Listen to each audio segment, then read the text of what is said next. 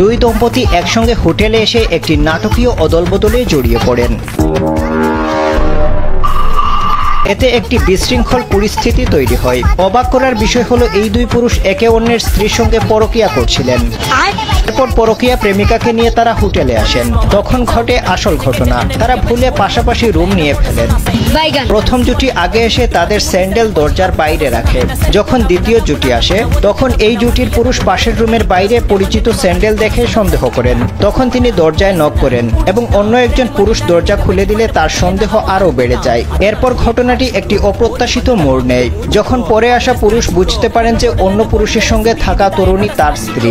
বিষয়টি পরিষ্কার হতেই প্রথমে আসা পুরুষ আরও বিস্মিত হয়ে যান। তিনি দেখতে পান দ্বিতীয় পুরুষের সঙ্গে আসা তরুণী তার স্ত্রী। এরপর এই চারজন একে অপরের হাতে ধরা পড়ে যান।